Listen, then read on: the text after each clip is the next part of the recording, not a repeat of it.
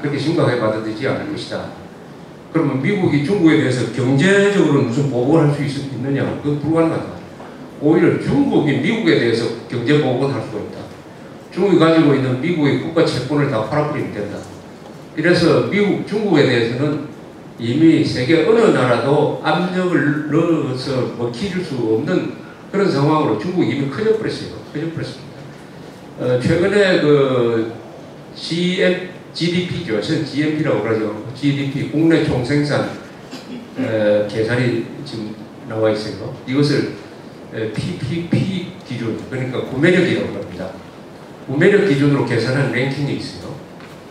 그걸 구매력 기준으로 하는 게 국력을 재는데 오히려 과거 방식보다 더 정확하다고 해서 요새는 PPP 기준으로 합니다.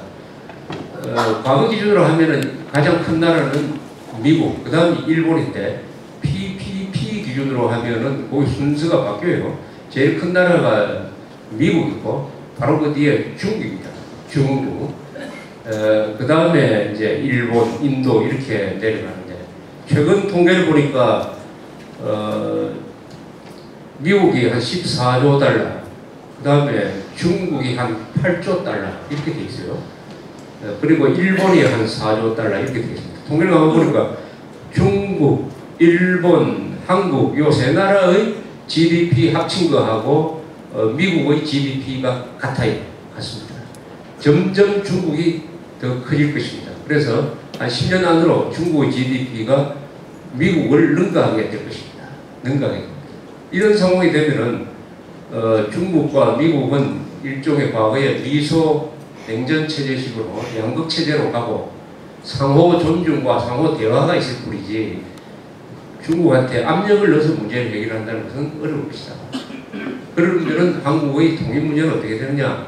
여기 아주 심각한 고민이 있습니다. 그래서 과거의 미소 냉전과 같은 다시 미중 새로운 냉전, 신냉전이 일어나면은 이 남북 분단이 오래 가지 않을 것이냐.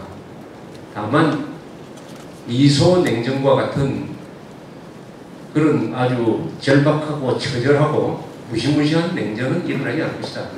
그것은 중국이 이미 반 이상은 공산주의를 포기했기 때문에 이념 대결로서는 그렇게 각박하지 않을 것이다 하는 데 대해서 우리가 기대를 걸게 됩니다. 그래서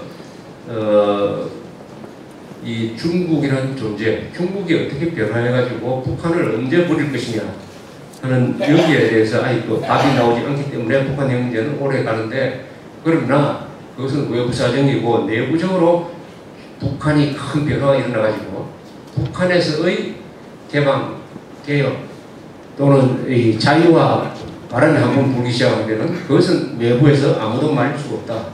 그래서 우리가 어떻게 하면은 북한 정권이 그런 변화가 일어나도록 외부에서 촉진시킬 거냐, 그 방법이 뭐냐 하는 데 대한 우리의 고민이 여기에 있습니다. 최근에 이 광화문 광장에 가보셨습니까? 예. 광화문 어떻습니까? 그게 좋다고 생각하십니까? 난장판이죠. 좀 저는 가보니까 이 양쪽에다 차가 다니는데 중간에 섬처럼 그 소음과 내연 속에 그런 식으로 공간을 만들어 놓으니까 거기 왔다 갔다 하는 사람들이 무슨 즐거움이 있을까 하는 그런 생각을 한번 해봤습니다. 근데 거기 지금 세종대왕 동상을 만들기 위해서 자리를 별도로 하나 만들어 놨습니다.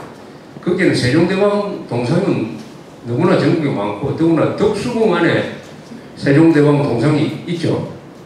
그렇다면 굳이 거기에 만들 필요가 없죠. 거기에는 이승만 동상이 들어가야 되는데 이승만 동상을 하지 않고 거기에 그러면 이순신, 세종대왕, 조선조 시대 때의 동상을 갖다 놓으면은 외국 사람이 오면은 우리나라가 아직도 조선조가 지금 이어지고 있는 모양이다 이런 생각 안 하겠습니까? 더구나 돈을 보면은 대한민국을 만든 사람은 없고 또 신사임당이라는 뭐 여성분까지 있으니까 가장 많이 보는 게 동상돌인데, 그러면 이순신, 신사임당, 세종대왕이 다스리는 나라가 과연 대한민국이냐, 이런 의문이 들지 않을 수 없을 것입니다.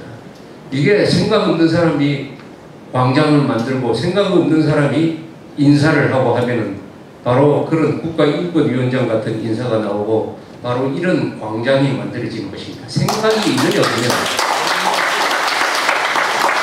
생각이 있느냐 없느냐. 그게 바로 이념입니다. 이념이 뭐 생각이 있느냐 없느냐. 생각을 제대로 놀리고 한 게 바로 이념인 것입니다. 이념이 없는 시장이, 이념이 없는 대통령이 인사를 하고 건물을 짓고 하면은 거기에 뭐가 빠지느냐. 혼이 빠져버려요. 혼이. 정신이 없고 혼이 없으면은 뒤숭숭합니다. 뒤숭숭.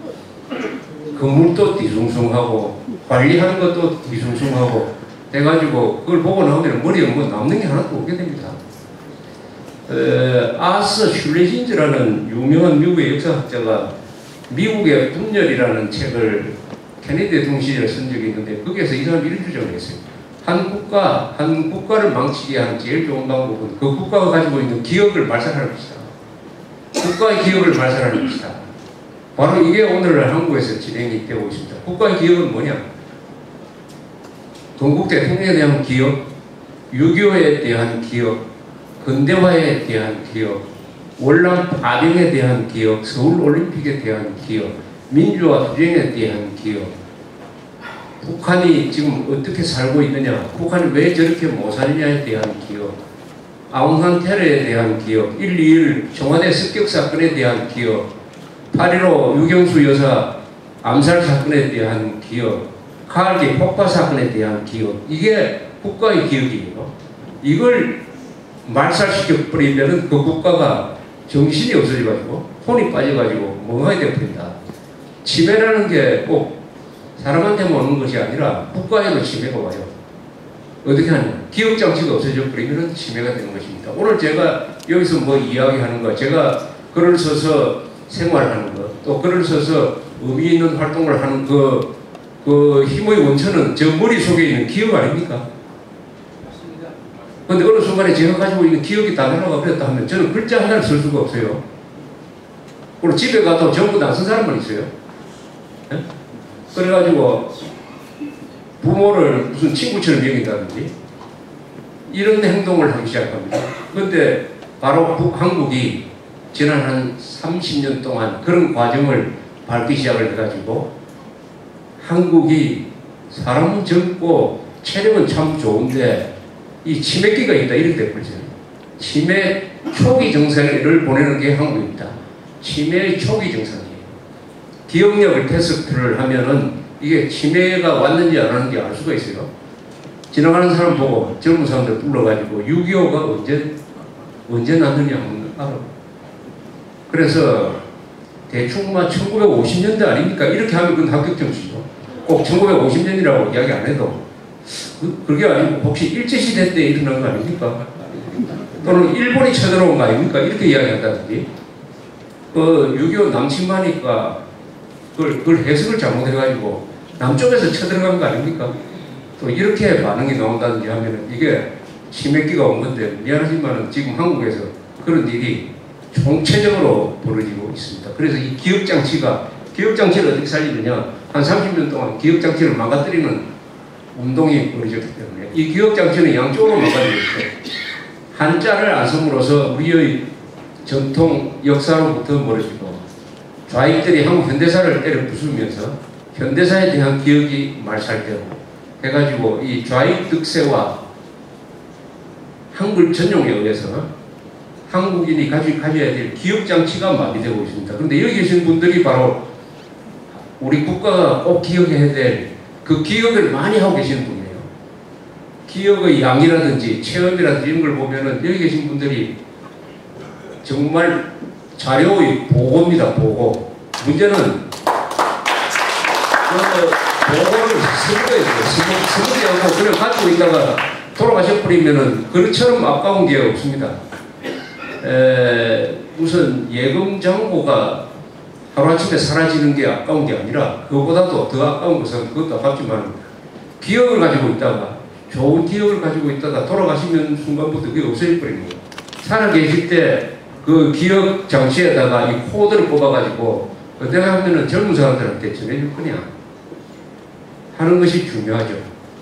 중요합니다. 그래서 오늘 우리 이 현대사 강조가 바로 우리가 가지고 있는 코드를, 기억을 어떻게 하면 전해줄 거냐 하는 이런 고민을 하고 있는 거라고 생각합니다.